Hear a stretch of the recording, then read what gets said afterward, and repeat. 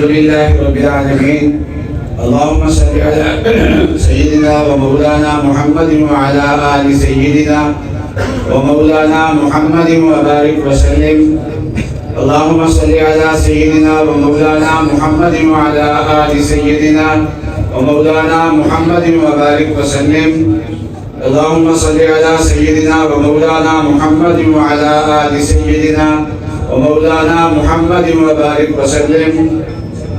وبالسند المتصل منا إلى أمير المؤمنين في الحديث أبي عبد الله محمد بن إسماعيل البخاري رحمه الله تعالى أقول: قال: باب قول الله ونضع الموازين القسط ليوم القيامة وأن أعمال بني آدم وقولهم يوزن.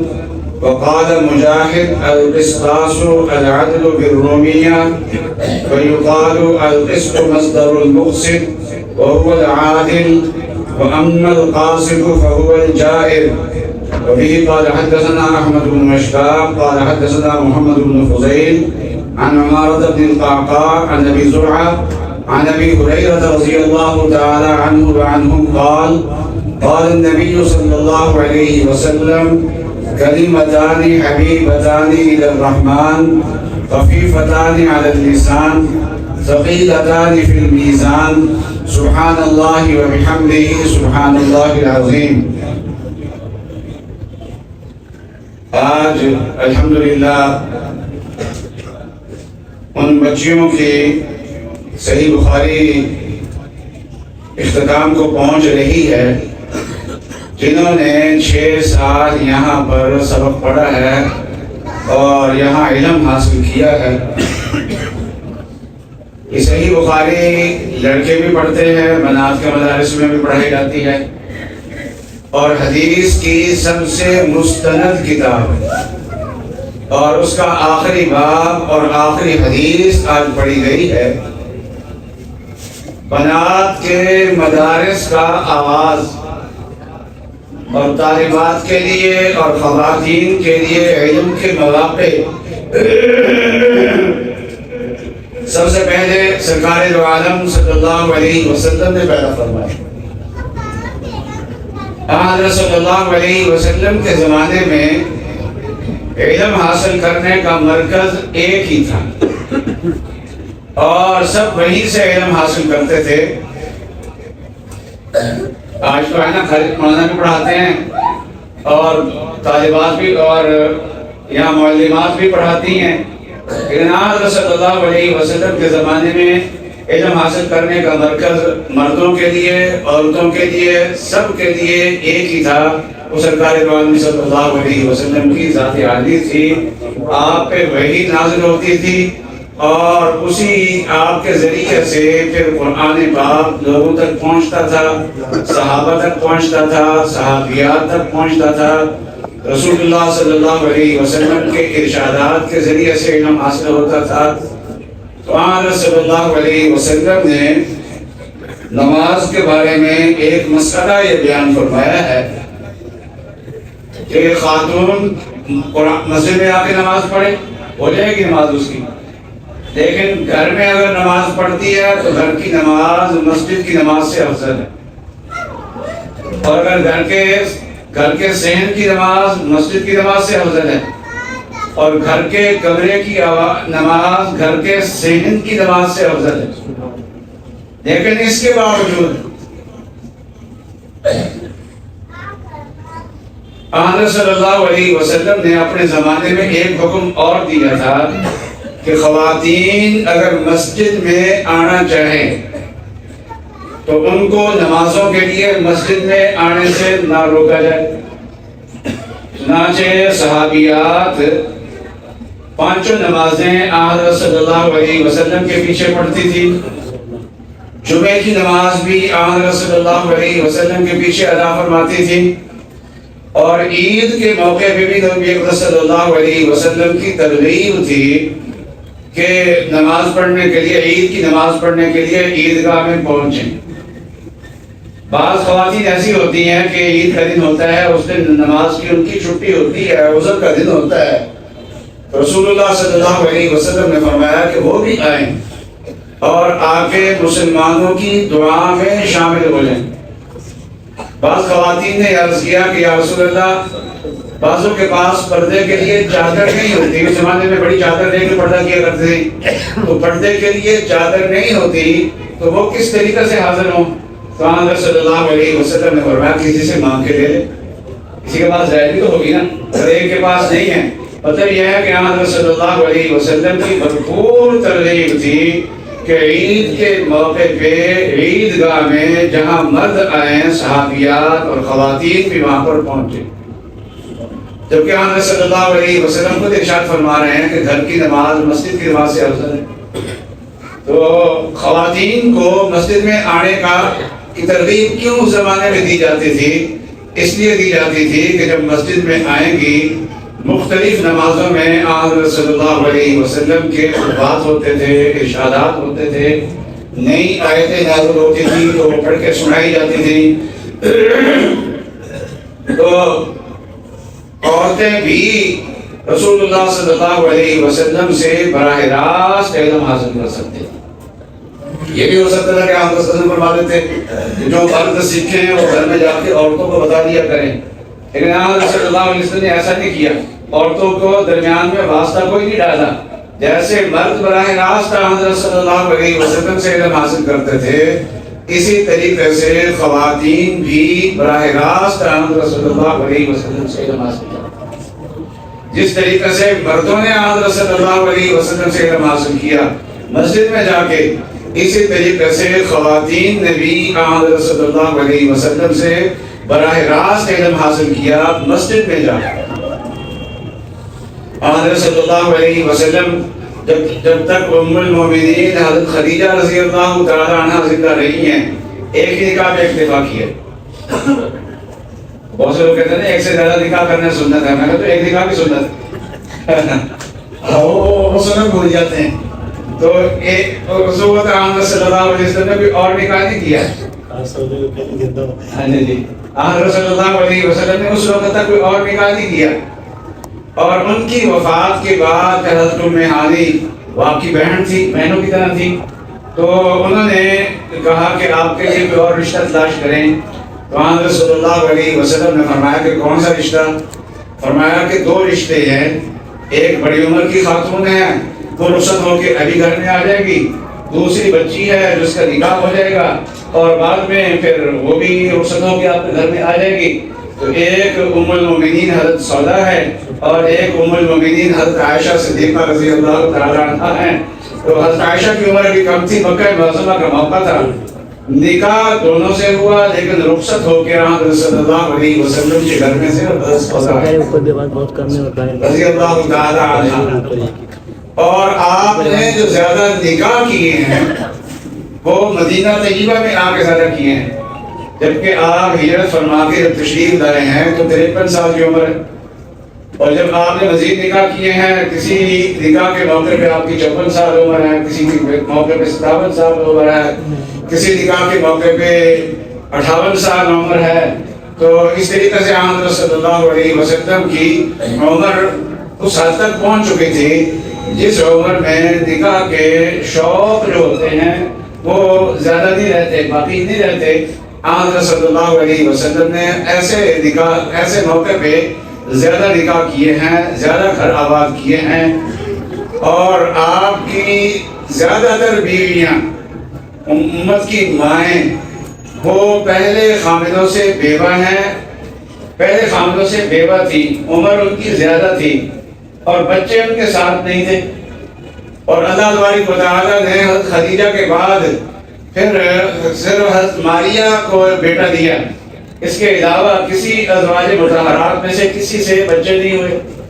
جس خاتون کے بچے ہوتے ہیں اس کی بھی مصروفیت ہوتی ہے، بچوں کو پالنا ایک بڑی مصروفیت ہوتی ہے، دن رات کی ایک مصروفیت ہوتی ہے۔ پھر عمر اگر نئی عمر ہو، بالکل ابتدائی جوانی کی عمر ہو، تو بچیوں کو شوق ہوتے ہیں، اچھے لباس کے شوق ہوتے ہیں، زینت کا شوق ہوتا ہے، لیکن ہماری مائیں جو حضرت صلی اللہ علیہ وسلم کی پاک بیویاں تھیں وہ عمر کے اس حصے میں تھی کہ زینت کا، زیب و زینت کا اور خوش نمائی کا جو شوق ہوتا ہے وہ شوق بھی نہیں تھا. اور پھر آن صلی اللہ علیہ وسلم کے گھروں میں کھانا بھی زیادہ نہیں پکتا تھا. ام المؤمنین عائشہ صدیقہ رضی اللہ تعالیٰ عنہ فرماتی ہیں کہ رسول اللہ صلی اللہ علیہ وسلم کے گھر میں 3 چاند آ جاتے تھے اور گھر میں چولہا نہیں جلتا تھا. کسی پوچھنے والے نے پوچھا کہ پھر کھاتے کیا تھے؟ فرمایا کہ یہ 2 کالی چیزیں، کھجور اور پانی. کھجور اور پانی پہ گزارا ہوتا تھا. گھر کی مصروفیات میں سے ایک اہم ترین مصروفیت کچن کا کام بھی ہوتا ہے. پہلے ناشتے کا کام ہوتا ہے، پھر اس کے برتن دھونے کا کام ہوتا ہے، پھر دوپہر کے پکانے کا کام ہوتا ہے، پھر اس کے برتن دھونے کا کام ہوتا ہے، پھر شام کے کھانے کا کام ہوتا ہے، پھر اس کے برتن دھونے کا کام ہوتا ہے. سارا دن کچن کا کام ہے. لیکن رسول اللہ صلی اللہ علیہ وسلم کے زمانے میں آپ کے گھروں میں کچن کا کام بھی زیادہ نہیں ہوتا تھا، بچے پالنے کا کام بھی زیادہ نہیں ہوتا تھا، اور ازواج مطہرات عمر کے اس حصے میں تھیں جس میں زیب و زینت کا بھی زیادہ شوق نہیں ہوتا. تو پھر یہ ازواج مطہرات کرتی کیا تھی؟ ان کی ذمہ داریاں کیا تھی؟ تو ایک سورہ احزاب کے ایک رکوع میں اللہ تبارک و تعالیٰ نے ازواج مطہرات کو خطاب کیا. یا ایھا النبی قل لازواجک، تو خطاب کیا ان کنتن تریدن الحیات الدنیا وزینتہا فتعالینا. پھر ان کے فضائل پہ بیان فرمائے اور پھر ان کو احکامات بھی دیے. اور ان احکامات میں سے ایک حکم یہ ہے کہ وقرن فی بیوتکن، کہ گھر کے اندر رہا کریں، بلا حاجت کے، بغیر حاجت کے گھر سے باہر نہ جائیں، تو گھر کے اندر زیادہ رہیں. اور تو یہ بھی حکم دیا. اب گھر کے اندر کام کاج تو کوئی ہے کوئی نہیں، بچے پالنے والا کام کوئی نہیں، کچن کا کام کوئی نہیں، تو پھر گھر کے اندر رہ کے کرنا کیا ہے؟ ان ازواج مطہرات نے کرنا کیا ہے؟ تو اسی رکوع کے آخر میں اللہ تبارک و تعالیٰ نے جو ان کا فرض منصبی ہے، اصل میں یہ جو نکاح ہوئے ہیں جس مقصد کے لیے یہ نکاح ہوئے تھے، اس مقصد کو اللہ تبارک و تعالیٰ نے بیان فرمایا. وَاذْكُرْنَ مَا يُتْلَى فِي بُيُوتِكُنَّ مِنْ آيَاتِ اللَّهِ وَالْحِكْمَةِ، کہ تمہارے گھروں میں اللہ کی کتاب جو پڑھی جاتی ہے اور نبی اکرم صلی اللہ علیہ وسلم کی زبان سے اور آپ کے عمل سے جو حکمت کی باتیں تمہارے سامنے آتی ہیں، تم ان کا مذاکرہ کیا کرو اور ان کا تذکرہ کیا کرو. تمہاری ذمہ داری یہ ہے. چنانچہ جیسے صفہ آن صلی اللہ علیہ وسلم کے زمانے میں ان صحابہ سے آباد تھا جو دنیا کے سارے مشاغل چھوڑ کے وہاں پر بیٹھے ہوئے تھے، وہ گویا دارالاقامہ میں مقیم تھے. تو جیسے یہ صفہ لڑکوں کا مدرسہ تھا، یہ ازواج مطہرات کے جو حجرات تھے، یہ حجرات بنات کے مدارس تھے. یہاں قرآن کی تعلیم ہوتی تھی، حاصل ہوتی تھی، یہاں سنت کی تعلیم حاصل کی جاتی تھی. اور رسول اللہ صلی اللہ علیہ وسلم کی وفات کے بعد پھر یہ سارے گھر جو تھے یہ درسگاہیں بن گئی، اور امت کی خواتین بھی علم حاصل کرنے کے لیے یہاں پر آتی تھیں، اور امت کے مرد بھی باہر بیٹھ کے پردے میں ازواج مطہرات سے علم حاصل کیا کرتے تھے.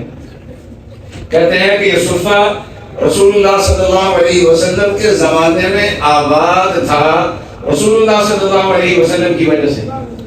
جو صحابہ کرام یہاں پر مقیم ہوتے تھے، اور رسول اللہ صلی اللہ علیہ وسلم کی وفات کے بعد 50 سال تک حضرت عائشہ رضی اللہ تعالیٰ عنہ، مومنین عائشہ رضی اللہ تعالیٰ عنہ زندہ رہی ہیں، اور یہ صفہ آباد تھا ان کے شاگردوں کی وجہ سے. تو وہ کام جو رسول اللہ صلی اللہ علیہ وسلم تعلیم دینے کا کرتے تھے اور جن کی وجہ سے صفہ آباد تھا، تو وہ صفہ ام المؤمنین حضرت عائشہ صدیقہ رضی اللہ تعالی عنہا سے آباد ہوا ہے. تو رسول اللہ صلی اللہ علیہ وسلم نے خواتین کو علم میں پیچھے نہیں چھوڑا، اور خواتین کو علم حاصل کرنے میں ثانوی درجہ نہیں دیا، بلکہ جیسے مرد براہ راست احمد صلی اللہ علیہ وسلم سے علم حاصل کرتے تھے، اس طریقے سے عورتیں بھی کرتی تھیں. اور چند خواتین ایسی تھیں کہ جن کو یہ سعادت ملی کہ وہ رسول اللہ صلی اللہ علیہ وسلم کے گھر میں آئے اور آپ کے خلوت اور جلوت اور ہر قسم کے حالات کا انہوں نے اپنی آنکھوں سے مشاہدہ کیا. دنیا میں بہت سارے لوگ ہوتے ہیں کہتے ہیں پرائیویٹ زندگی اس کا تذکرہ باہر نہیں کرنا چاہیے، لیکن نبی اکرم صلی اللہ علیہ وسلم کی زندگی کا کوئی حصہ ایسا نہیں تھا جس کے بارے میں یہ کہا جائے کہ یہ پرائیویٹ زندگی ہے، اس کا باہر تذکرہ نہیں کرنا، بلکہ حکم تھا کہ رسول اللہ صلی اللہ علیہ وسلم کو جو کرتے ہوئے دیکھا، جو ارشاد فرماتے ہوئے دیکھا، اس کو انسانوں کے سامنے، امت کے سامنے کھول کے بیان کر دیا جائے۔ اور یہ آخری باب آج یہ بچیاں پڑھ رہی ہیں، آخری باب امام بخاری رحمۃ اللہ علیہ نے یہ قائم کیا ہے، وَنَضَعُ الْمَوَازِينَ الْقِسْطَ لِيَوْمِ الْقِيَامَةِ۔ باب کا عنوان قرآن پاک کی آیت کو بنایا ہے۔ امام بخاری رحمۃ اللہ علیہ کی ایک کثرت سے عادت ہے کہ باب کے عنوان کے طور پہ باب کی جو سمری ہوتی ہے وہ عنوان ہوتا ہے، وہ عنوان قرآن پاک کی کسی آیت کو بنا دیتے ہیں، اور اس کے بعد پھر کبھی ایک حدیث ذکر کرتے ہیں، اس باب میں کبھی 5 حدیثیں ذکر کر دیتے ہیں، کبھی 4 حدیثیں ذکر کر دیتے ہیں، جن احادیث سے قرآن پاک کی اس آیت کی تشریح ہوتی ہے۔ اس طریقے سے عملاً امام بخاری رحمۃ اللہ علیہ نے بڑی کثرت سے آیات لا کے بتا دیا کہ یہ قرآن پاک کی آیت ہے اور یہ نبی اکرم صلی اللہ علیہ وسلم کی احادیث اس کی تشریح ہے۔ وَنَضَعُ الْمَوَازِينَ الْقِسْطَ لِيَوْمِ الْقِيَامَةِ۔ اس آیت کا معنی کیا ہے کہ رسول اللہ صلی اللہ علیہ وسلم فرماتے ہیں کہ ہم قیامت کے دن انصاف کے ترازو رکھیں گے۔ سورہ انبیاء کی آیت ہے، وَنَضَعُ الْمَوَازِينَ الْقِسْطَ لِيَوْمِ الْقِيَامَةِ فَلَا تُظْلَمُ نَفْسٌ شَيْئًا۔ اس دن کوئی ظلم نہیں کیا جائے گا۔ وَإِن كَانَ مِثْقَالَ حَبَّةٍ مِّنْ خَرْدَلٍ أَتَيْنَا بِهَا۔ اس دن رائی کے دانے کے برابر بھی عمل کوئی ہوگا تو اللہ تعالیٰ تعالیٰ فرماتے ہیں کہ ہم لائیں گے اور دعائیں گے اور اس کا حساب ہوگا۔ اللہ کے ہاں اعمال کا وزن کیا جائے گا اور اعمال کو تولا جائے گا، تو اعمال گنے نہیں جائیں گے، اعمال تولے جائیں گے، اور اعمال میں جو وزن پیدا ہوتا ہے وہ وزن اخلاص سے پیدا ہوتا ہے۔ جتنا اخلاص زیادہ ہوگا اس میں اتنا وزن زیادہ ہوگا، اور جتنی اونچی صحبت ہوگی اتنا اخلاص زیادہ ہوگا۔ اعمال کو تولا جائے گا اور اعمال کا وزن دیکھا جائے گا، تو عمل میں وزن کتنا ہوگا؟ جتنا اخلاص ہوگا، اور جتنا اور اخلاص کتنا ہوگا؟ جتنی اونچی صحبت ہوگی۔ اور اس امت میں سب سے اونچی صحبت اگر کسی کو ملی ہے تو حضرات صحابہ اکرام کو ملی، اس لیے جتنا اونچا ان کا اخلاص تھا اتنا اونچا اخلاص پہ کوئی اور پہنچ ہی نہیں سکتا۔ اس امت میں بڑے بڑے اولیاء اللہ آئے ہیں، بڑے بڑے اولیاء اللہ آئے ہیں، بڑے بڑے علماء آئے ہیں، اور ان کا ولایت میں، اخلاص میں بڑا اونچا مقام ہے۔ حتیٰ کہ ایک روایت ہے کہ رسول اللہ صلی اللہ علیہ وسلم نے ارشاد فرمایا کہ علماء امتی کانبیاء بنی اسرائیل، میری امت کے علماء اپنے کارناموں کے اعتبار سے بنی اسرائیل کے انبیاء کی طرح ہوں گے، مقام میں نہیں، مقام میں کوئی نہیں پہنچ سکتا، لیکن کارنامے ایک اللہ کا ولی جو ہے نا وہ کیا ہے، ایک نبی کی طرح کارنامے ان کے جو تھے، کارنامے۔ حضرت شیخ اجمیری رحمۃ اللہ علیہ، حضرت خواجہ فرید نواز جن کو کہہ جاتا ہے، وہ اکیلے آئے تھے اجمیر سے، اجمیر میں آئے، اس وقت ایک مسلمان بھی نہیں تھا، اور جب ان کا جنازہ اٹھا تو 90 لاکھ لوگ اس علاقے میں مسلمان ہو چکے تھے۔ تو آن صلی اللہ علیہ وسلم کے ارشاد ایک محدث کہتے ہیں کہ مجھے اس حدیث میں یہ غور کر رہا تھا کہ یہ حدیث سند کے اعتبار سے صحیح بھی ہے یا نہیں، یہ مجھے غور تھا، تعامل تھا اس میں۔ اسی غور و فکر میں رات کو سو گئے تو خواب بھی ہمیں جیسے ہماری سوچیں ہیں ویسی آتی ہیں، محدثین کو ویسے خواب آتے ہیں جیسے ان کی سوچیں تھی۔ تو خواب میں کیا دیکھتے ہیں کہ رسول اللہ صلی اللہ علیہ وسلم تشریف فرما ہے، اور انبیاء علیہ السلام بھی موجود ہیں اور اس امت کے مشائخ اور علماء بھی موجود ہیں، وہ سارے موجود۔ کہنے لگے کہ میں بڑا خوش ہوا کہ بڑی اچھی مجلس مل گئی، سرکار دو عالم صلی اللہ علیہ وسلم کی زیارت کا موقع مل گیا، سارے انبیاء کی زیارت بھی ہو گئی اور اس امت کے دیوار علماء بھی موجود۔ کہنے لگے کہ حضرت صلی اللہ علیہ وسلم کے ادب کی وجہ سے مجلس میں مکمل سناٹا چھایا ہو۔ تو حضرت یہ خواب کا بات ہے، خواب جو ہوتا ہے وہ اختیاری نہیں ہوتا ہے، غیر اختیاری ہوتا ہے۔ تو خواب میں کہہ رہے ہیں کہ حضرت موسیٰ علیہ السلام نے حضرت صلی اللہ علیہ وسلم سے اجازت چاہی، حضرت سوال کر سکتا ہوں؟ فرمایا کرو۔ فرمایا کہ آپ نے یہ ارشاد فرمایا ہے کہ علماء امتی کا انبیاء بنی اسرائیل، میری امت کے جو علماء ہیں وہ بنی اسرائیل کے انبیاء کی طرح ہوں گے۔ آپ نے فرمایا ہاں، یہ میرا جملہ۔ ان کے سوال کے جواب وہ جو سوچ رہے تھے وہ حدیث کے ضرورت کو مل گیا، وہ اس کا جواب ان کو ہو گیا۔ حضرت موسیٰ علیہ السلام نے فرمایا کہ آپ کی امت کے علماء کافی سارے یہاں پر موجود ہیں اس وقت، تو ان میں سے کسی سے امتحان لے لوں؟ رسول اللہ صلی اللہ علیہ وسلم نے فرمایا امتحان دے دو۔ اب موسیٰ علیہ السلام امتحان دینے پڑے ہو کہ امتحان دے کر موسیٰ علیہ السلام نے نظر دوڑائی اور امام غزالی رحمۃ اللہ علیہ کی طرف اشارہ کیا، کھڑے ہو۔ امام غزالی کھڑے ہو گئے اور کھڑے ہو کے موسیٰ علیہ السلام پوچھا آپ کا نام کیا ہے؟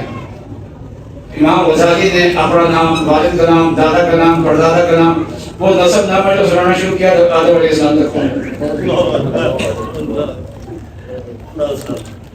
موسیٰ علیہ السلام نے فرمایا کہ جواب سوال کے مطابق نہیں ہے، میں نے تو آپ کے نام پوچھا تھا، نسب نامہ تھوڑا پوچھا تھا، آپ نے نسب نامہ جواب دے دیا۔ فرمایا حضرت ہم چھوٹے ہیں، آپ ہمارے بڑے ہیں، تو چھوٹے بڑوں سے سیکھا کرتے ہیں، ہم نے ایسا لمبا جواب دینا جو ہے نا آپ سے سیکھا ہے۔ تو میں نے ایسا جواب کب دیا؟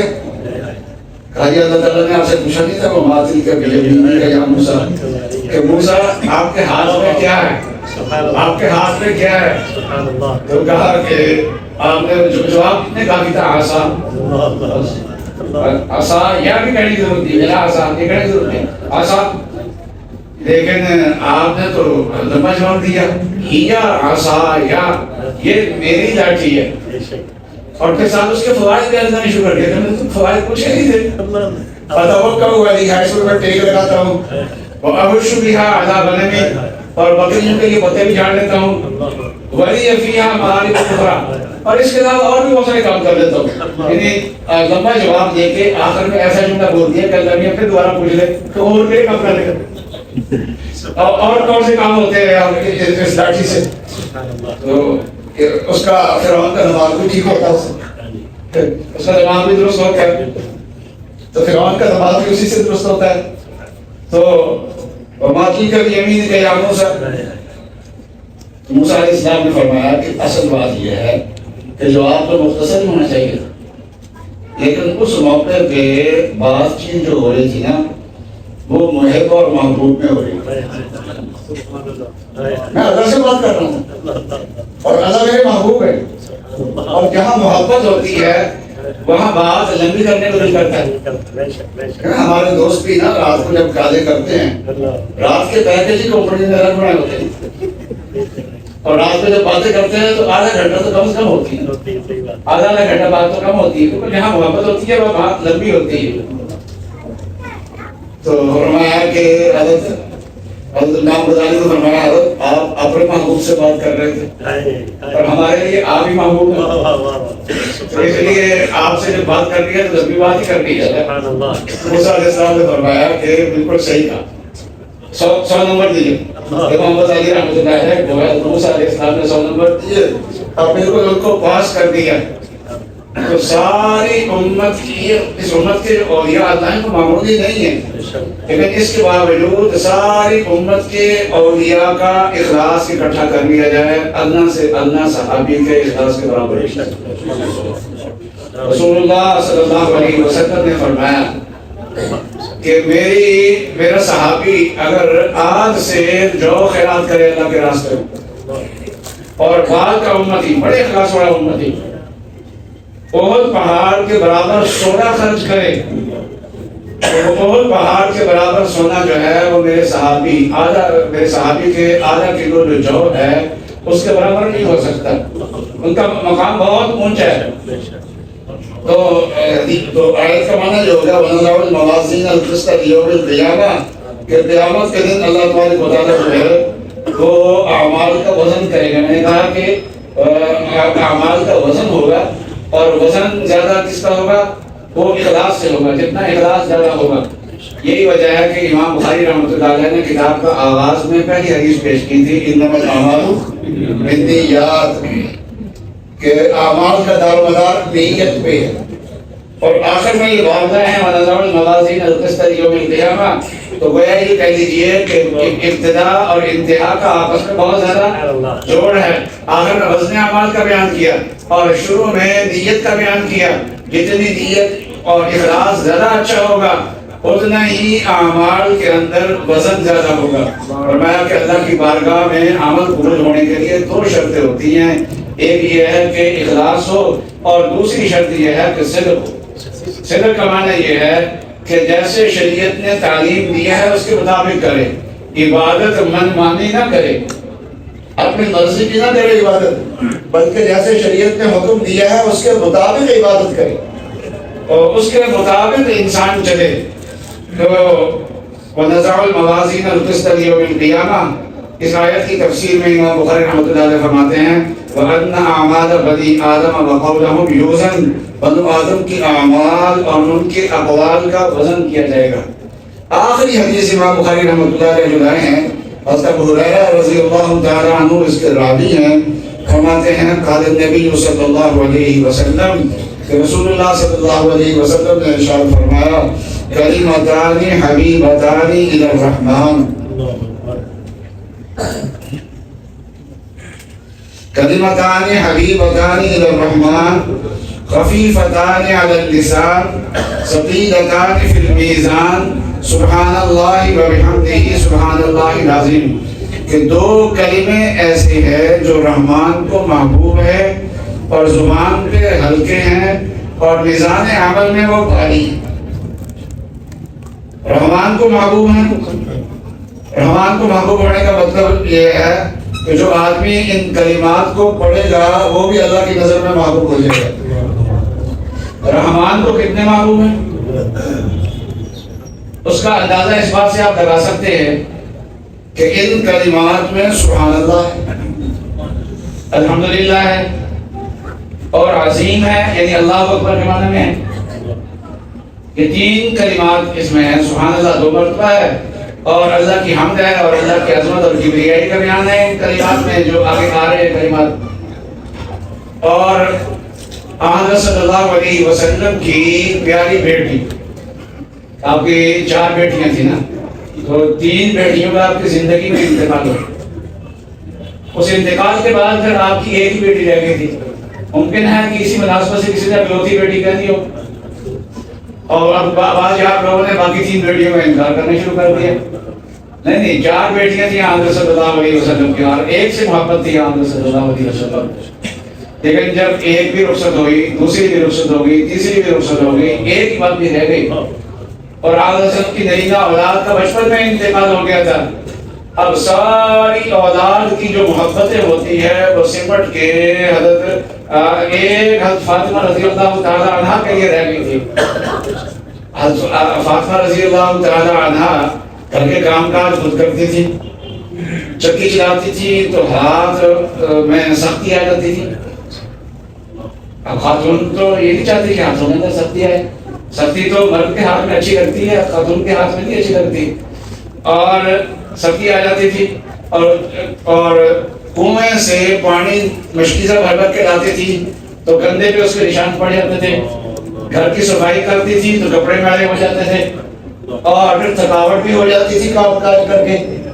تو رسول اللہ صلی اللہ علیہ وسلم کے پاس آئی، غلام تھے حضرت کے پاس، غلام اور بانی آئی ہوئی تھی، تو حضرت علی نے فرمایا کہ غلام اور بانی آئی ہوئی ہے جا کے رسول اللہ صلی اللہ علیہ وسلم سے لے آؤ. تو حضرت فاطمہ تشریف لے گئیں اور حضرت حسن گھر میں نہیں تھے.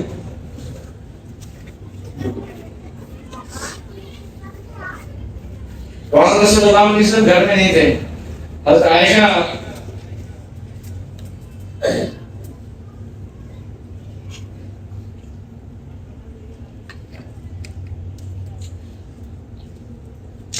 رضی اللہ تعالی عنہ سے ملاقات کر کے چلی گئی. جب میں حضرت صلی اللہ علیہ وسلم تشریف لائے تو ام المؤمنین نے بتایا کہ بیٹی آئی تھی. کس وجہ کے لیے آئی تھی وہ بتائی نہیں. تو حضرت صلی اللہ علیہ وسلم کو تشریف لے کر بیٹی شادی کا مکان. اب تو حضرت عائشہ کا حجرہ رضی اللہ تعالی عنہ اور حضرت فاطمہ رضی اللہ تعالی عنہ کا حجرہ یہ دونوں ملا کے ایک ہو گئے. اور آمد صلی اللہ علیہ وسلم کے روضہ اطہر میں جانے کے لیے جو راستہ ہے وہ حضرت فاطمہ کے حجرے کی طرف دروازہ ہے. وہ اس کو اس طرف دروازہ لگا ہوا ہے. تو آمد صلی کو تشریف لے گئے اور پوچھا بیٹی کیسے آنا ہوا. بیٹی تو شرم کی وجہ سے بولے نہیں. تو حضرت علی نے فرمایا کہ میں نے ان سے کہا تھا کہ آمد صلی کے پاس خادم ہیں, غلام ہیں, بانیے ہیں, تو جا کے لے آؤ, تمہارا کام بھی ہلکا ہو جائے, کوئی کام تو سنبھالنے والے گھر کے اندر کو ہو جائے.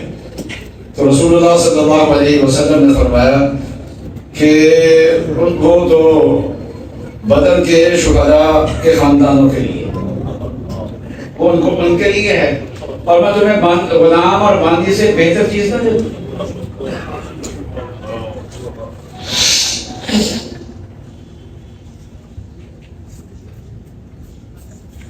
اس سے بہتر چیز نہ تمہیں دے دوں.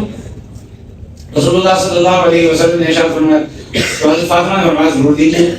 آپ نے فرمایا نماز کے بعد 33 بار سبحان اللہ, 33 بار الحمدللہ اور 34 بار اللہ اکبر پڑھ کے پڑھی. یہ خادم سے بہتر. اور تو اگر کوئی اور چیز اس سے بہتر ہوتی نا دنیا میں, کائنات میں, تو اس بیٹی اپنی بیٹی کو لے وہ تجویز کرتے. رسول اللہ صلی اللہ علیہ وسلم نے یہ کلمات تجویز کیے تو معلوم یہ ہوا کہ رسول اللہ صلی اللہ علیہ وسلم کی نظر میں بھی اپنی پیاری بیٹی کے لیے اس سے بہتر تحفہ کوئی اور تھا ہی.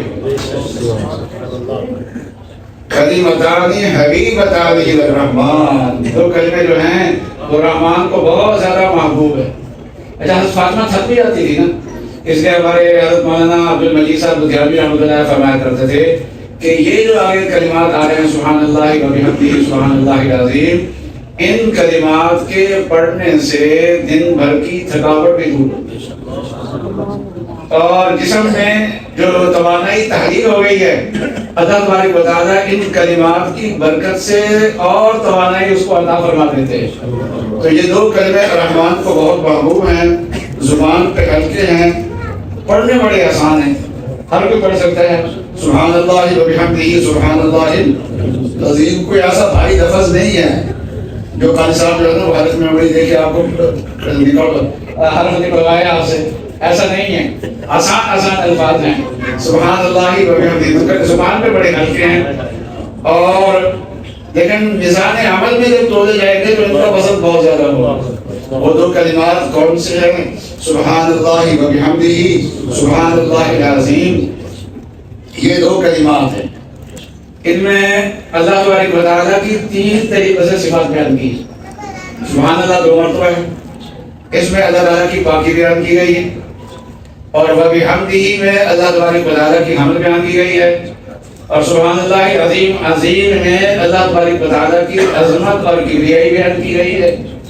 3 صفات اس کے اندر بیان کی گئی ہے. سبحان اللہ کا معنی ہوتا ہے اللہ پاک ہے. کس چیز سے پاک ہے؟ ہر اس صفت سے پاک ہے, اس چیز سے پاک ہے جو اللہ کی شان کے لائق نہیں ہے, جن کی وجہ سے اللہ کی شان میں تنقیص ہوتی ہو, ان ہر چیز سے اللہ تبارک و تعالیٰ پاک ہے. تو اللہ تبارک و تعالیٰ کی بہت ساری صفات ایسی ہیں جن میں پاکی کو بیان کیا گیا ہے. فرمایا لیس کمثلہ شیء, بلکہ ہم کلمہ پڑھتے ہیں تو اس میں بھی اللہ کی پاکی کا بیان ہی ہے. لا الہ الا اللہ, اللہ کے سوا کوئی عبادت کے لائق نہیں. کوئی نفی کی گئی ہے اور لا تأخذہ سنۃ ولا نوم، اللہ تبارک و تعالیٰ کو اونگ نہیں آتی، اللہ تبارک و تعالیٰ کو نیند نہیں آتی۔ وَلَمْ يَكُنْ لَهُ كُفُوًا أَحَدٌ، اور اللہ تبارک و تعالیٰ کا ہم سر کوئی نہیں ہے، اس کی بیوی نہیں ہو سکتی، اس کے برابر کا کوئی نہیں ہے۔ تو یہ سب صفات، بہت ساری صفات ہیں جن میں اللہ تبارک و تعالیٰ کی باقی کو بیان کیا جاتا ہے۔ تو جب سبحان اللہ کہا جاتا ہے تو جتنی بھی اللہ کی ایسی صفات ہیں، ان کو صفات جلالیہ کہتے ہیں، وہ ساری کی ساری صفات سمٹ کے سبحان اللہ کے اندر آ جاتی ہیں۔ اور جب کہا وَبِحَمْدِهِ، تو لفظی معنی اس کا یہ ہے کہ تمام تعریفیں اللہ کے لیے ہیں، اور تعریف کسی کمال پہ ہوتی ہے، تو مطلب یہ ہے کہ کمالات سارے اللہ تعالیٰ کے لیے، تعریفیں ساری اللہ کے لیے ہے۔ ویسے دنیا میں اوروں کی بھی تعریف ہوتی ہے، لیکن کہیں بھی کوئی بھی تعریف ہوگی وہ لوٹ کے اللہ تک جائے گی، اس لیے کہ کسی چیز کی اگر تعریف کی جائے، اصل میں وہ تعریف اس کی نہیں ہوتی، اس کے بنانے والے کی ہوتی ہے۔ میں اس لاؤڈ اسپیکر کی اگر تعریف کروں، اس لاؤڈ اسپیکر کی تعریف نہیں، اس کی بنانے والی کمپنی کی تعریف ہے۔ میں اپنے موبائل کی تعریف کروں تو وہ تعریف اصل میں موبائل کی نہیں ہے، موبائل بنانے والی کمپنی کی ہے۔ دنیا کے اندر کسی چیز کی کوئی انسان جب بھی کوئی تعریف کرتا ہے وہ تعریف حقیقت میں اللہ پاک کی تعریف ہوا کرتی ہے۔ اور جب تعریفیں ہوتی ہیں کمال پہ تو معلوم یہ ہوا کہ سارے کمالات جو ہیں وہ اللہ تبارک و تعالیٰ کے لیے ہے۔ تو اللہ تبارک و تعالیٰ کے بہت سارے نام ایسے ہیں جن سے اللہ کے کمال معلوم ہوتے ہیں۔ وہ حی ہیں، وہ قیوم ہیں، وہ علیم ہیں، وہ قدیر ہیں، وہ عزیز ہیں۔ تو بہت سارے اللہ کی صفات ایسی ہیں جن سے اللہ تعالیٰ کے کمالات معلوم ہوتے ہیں۔ ایسی صفات کو صفات اکرام کہتے ہیں۔ دونوں قسم کی صفات، جلال والی صفات وہ سبحان اللہ کے اندر آ جاتی ہے ساری کی ساری، اور اکرام والی صفات وہ بحمدہ کے اندر آ جاتی ہیں۔ اور دونوں قسم کی صفات کو کہتے ہیں ملا کے ذو الجلال والاکرام، اللہ تبارک و تعالیٰ کہتے ہیں ذو الجلال والاکرام۔ اور آخر میں العظیم، العظیم کہ جب اللہ کی ذات ایسی ہے کہ ہے ان میں کوئی ہے ہی نہیں، کمالات سارے ان کے اندر مجتمع ہیں، اور کمال اصل میں ہے ہی انہیں کہ کسی اور کے پاس کوئی کمال ہے تو اللہ کی عطا ہے، تو پھر بڑائی بھی اسی کے لیے۔ کبریائی اور عظمت یہ اللہ تبارک و تعالیٰ کی ہے۔ اللہ تبارک و تعالیٰ کو خود ارشاد فرماتے ہیں العظمت ازاری والکبریاء ردائی، اور عظمت اور کبریائی کا کوئی اور دعویٰ کرے نا تو اللہ تعالیٰ کو یہ دعویٰ پسند نہیں آتا۔ یہی وجہ ہے کہ انبیاء علیہ السلام نے باوجود اپنی امت سے زیادہ کمالات ہونے کے باوجود، سب سے زیادہ کمالات ہونے کے باوجود اللہ کے سامنے جھکے۔ رسول اللہ صلی اللہ علیہ وسلم اوپر تشریف دے گا نا، معراج کی رات کو اوپر تشریف دے گا، اللہ تعالیٰ نے بہت بلندیاں عطا فرمائی آپ کو، لیکن تذکرہ کیا آپ کا، معراج کا تذکرہ کیا تو آپ کی صفات میں سے عابد کی صفت نکلی۔ اس کی وجہ یہ ہے کہ رسول اللہ صلی اللہ علیہ وسلم کو اپنی صفات میں سے عابدیت کی صفت سب سے زیادہ پسند ہے۔ یہی صفت جو ہے وہ صلی اللہ علیہ وسلم کو پسند تھی، اس لیے اللہ تبارک و تعالیٰ نے اس موقع پہ آپ کی پسندیدہ صفت کو ذکر کیا ہے۔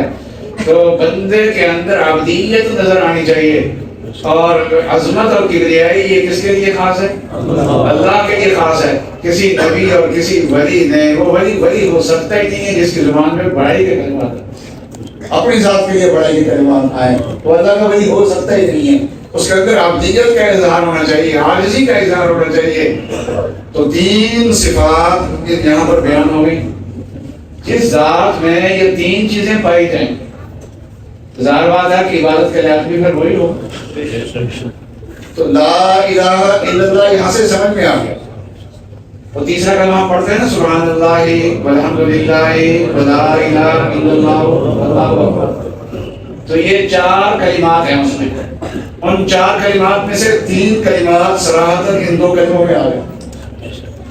اور چوتھا کلمہ یہاں سے سمجھ میں آ رہا ہے، اس لیے معنی تقریباً ایک ہی بن گیا، سبحان اللہ والحمدللہ ولا الہ الا اللہ واللہ اکبر، یا سبحان اللہ وبحمدہ سبحان اللہ۔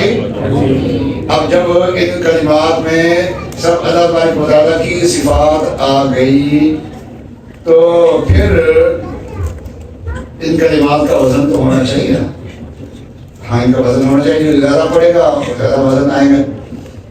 حضرت شیخ مولانا زکریا صاحب نور اللہ مرتضی کے سال تشریف لائے تھے فیصل آباد، ساتھ میری مشکل شریف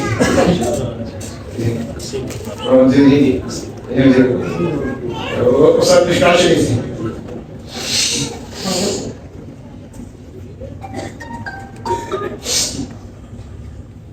اس سال بخاری شریف کا جو ختم تھا نا وہ حضرت کا ہی رکھا ہوا، مسجد کے حال میں حضرت بھی تشریف فرما تھے، دور حدیث کی درسگاہ لگ گئی، اور بھی آئے ہوئے علماء کرام سارے اکثر شیخ الحدیث آئے ہوئے۔ Subscribe now and press the bell icon. Never miss an update.